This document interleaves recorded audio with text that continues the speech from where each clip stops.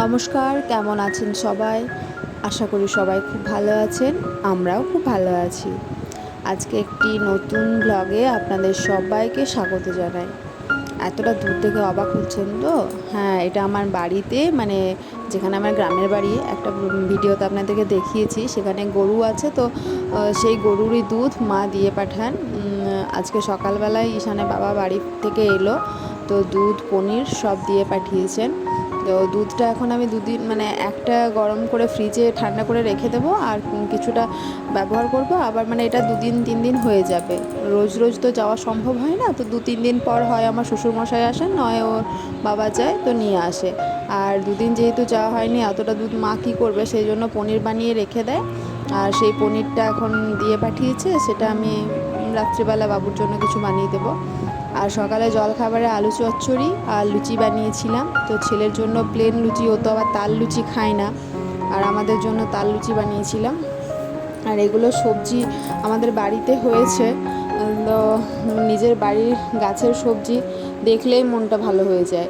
আর ঝিঙেগুলোর size দেখেছেন? এত মোটা, কিন্তু ভেতর থেকে একদম কচি, মানে একটাও বীজ হয়নি এখনো পর্যন্ত, অথচ এত বড় বড়। আমি তো প্রথমে ভাবলাম হয়তো বীজ হয়ে গেছে, তারপর দেখছি যে না। আর এগুলো হচ্ছে লাল ডাটা শাক যেটা। আর এটাও, কুমড়োটাও আমাদের গাছেরই।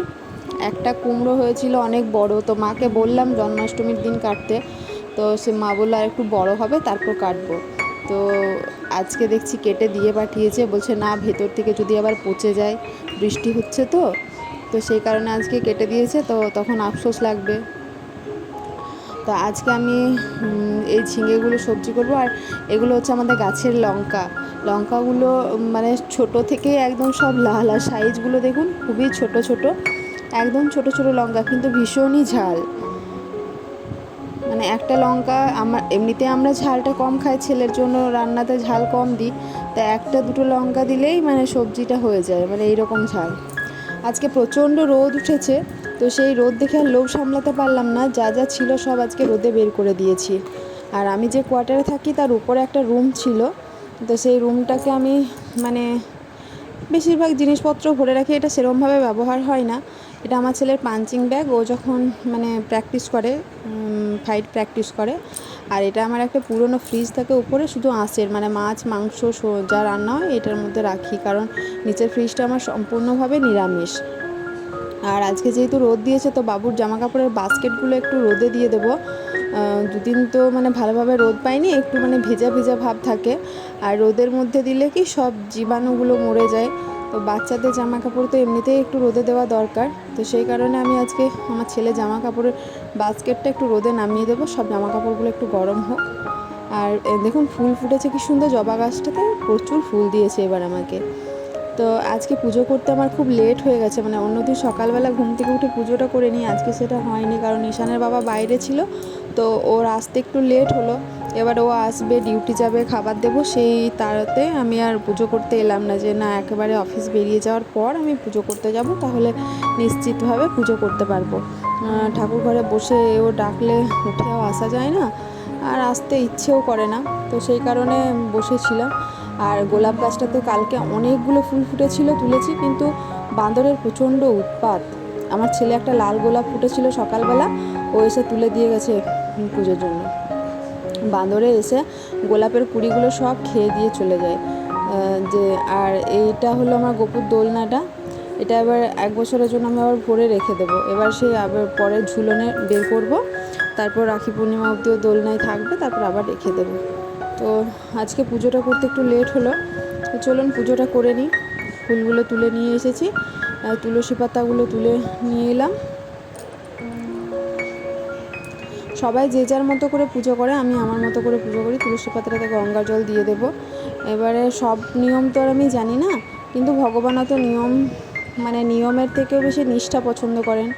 আমি জানি যে ভক্তি ভরে পুজো করলে উনি সন্তুষ্ট হন, তারই যতটুকু পারি প্রচেষ্টা করেন। তো পুজো হয়ে গেছে, চলুন নিচে যাই। নিচে এবার রান্নার পালা। আজ তো শুক্রবার, আজ এমনিতেও আমিষ কিছু হবে না, তো দেখি কি হয়।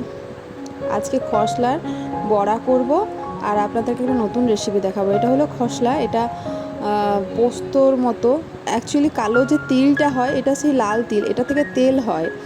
আর এটা এরকম কোন আঞ্চলিক ভাষায় কি বলে জানি না, কিন্তু আমাদের আঞ্চলিক ভাষায় ওটাকে খসলাই বলে।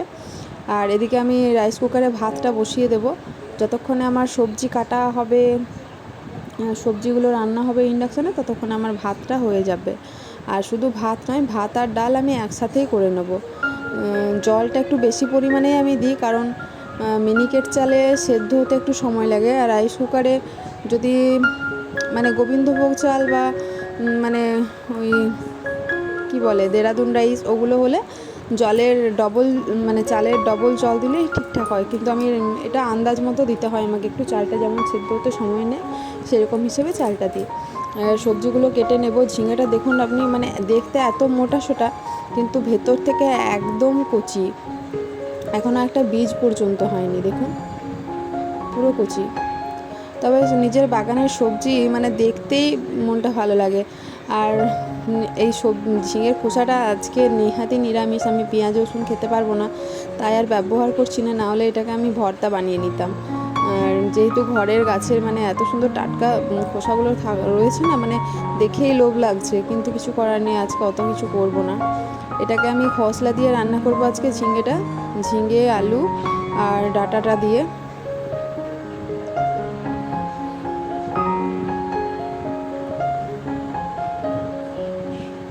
দেখুন একদম কচি, মানে কাটতে কাটতেই ঝিঙেটা থেকে এত পরিমাণে জল বেরোচ্ছে, মানে বলার নয়, ভেতরটা পুরো নরম।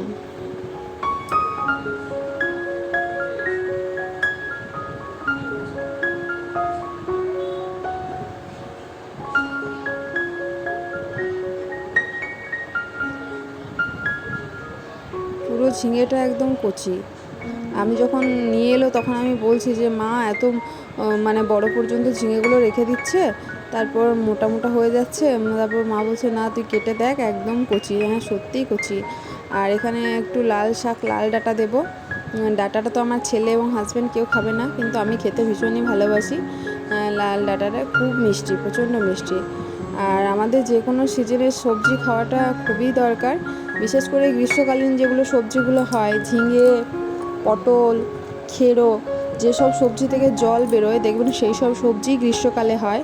আর গ্রীষ্মকালে এইসব সবজি খাওয়া খুবই উপকারী, কারণ ঘামের মধ্যে আমাদের শরীরের যে জলটা বেরিয়ে যায়, সবজির মাধ্যমে আমরা সেটাকে পূরণ করতে পারি। ওই জন্য সিজনের সবজি সিজনে খাওয়া ভালো। অনেকে কি করে এই সময় বাঁধাকপি, ফুলকপি এইসব খাবে, আর শীতের সবজি এখন খাবে, আর শীতকালে এইসব সবজি খুঁজে বেড়াবে, কিন্তু সেটা উচিত নয়। যে সিজনে যে ফল, যে সবজি, সেই সিজনে সেটা খাওয়াটা আমাদের শরীরের পক্ষে খুবই উপকারী। কাটা হয়ে গেছে, এবার আমি কুমড়োটাকে কেটে নেব। কুমড়োটা পুরো সলিড একদম, মানে কাঁচা কুমড়ো আমি ভাবলাম যে হয়তো মানে জল বেরোবে, বাট মানে অল্প একটু রান্না করলে অনেকখানি রান্না হয়ে যাবে। তো দেখছি মানে পুরো শক্ত। কুমড়োটাকে ছোটো ছোটো পিস পিস করে কেটে নেবো। আমার কাঁচা কুমড়ো ভালো লাগে, ভীষণই ভালো লাগে। আমার মিষ্টি কুমড়োটা খেতে অত ভালো লাগে না। আর কাঁচা কুমড়োর পোস্ত খেতেও ভালো লাগে। আর যদি আমি নিরামিষের দিনে একটু মানে জিরেটাকে রোস্ট করে ভেজে সেই ভাজা মশলা দিয়ে কাঁচা লঙ্কার বেশ ঝাল ঝাল করে রান্না করলে আমার ভীষণ ভালো লাগে।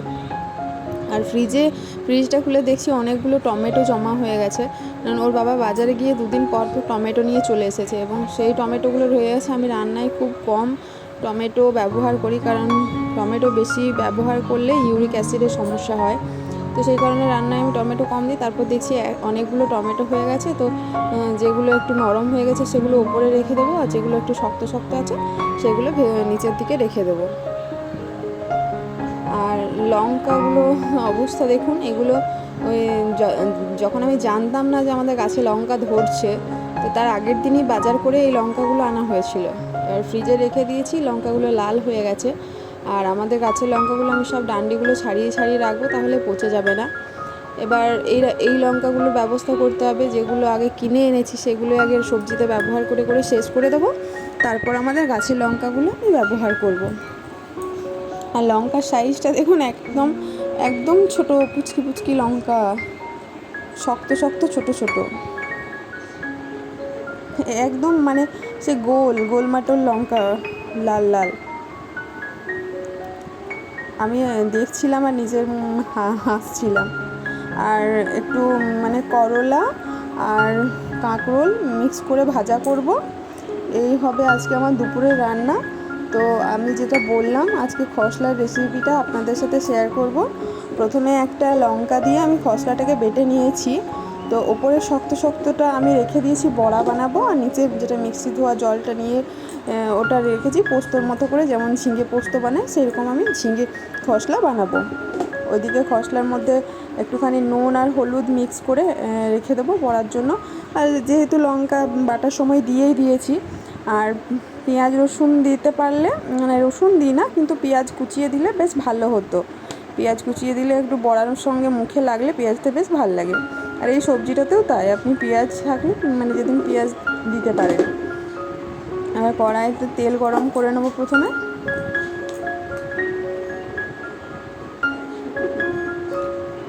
যদি আপনারা কেউ খসলা খেয়ে থাকেন, আপনাদের আঞ্চলিক ভাষায় কী বলে আমাকে জানাবেন কমেন্টসে।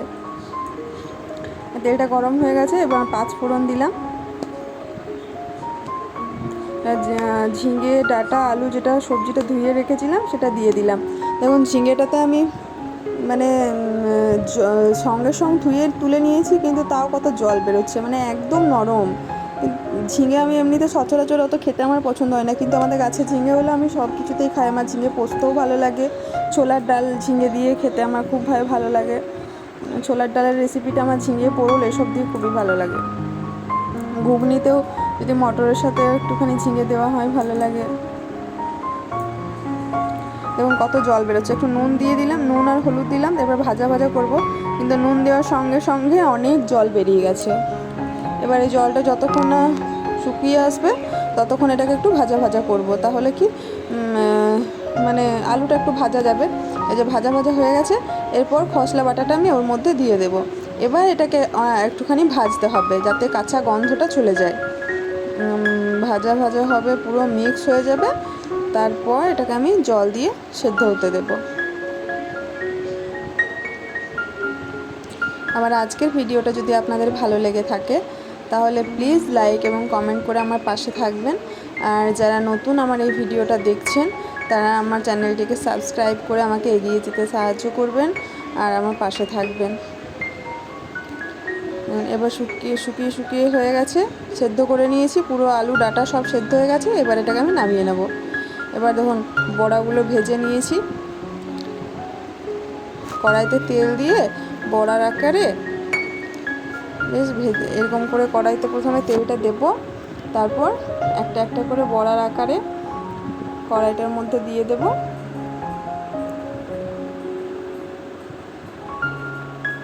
ছোট ছোট করে, পাতলা করলে আরও ভালো হয় ভেতর, আর আঁচ কমিয়ে ভাজার চেষ্টা করবেন, তাহলে ভেতর পর্যন্ত বেশ মুচমুচে হবে। আজকের ভিডিওটা তাহলে এই পর্যন্তই। এরপর আমি আবারও আসবো কোনো একটা নতুন ভিডিও নিয়ে। ততক্ষণ আমার চ্যানেলটির সাথে থাকবেন, সাবস্ক্রাইব করবেন।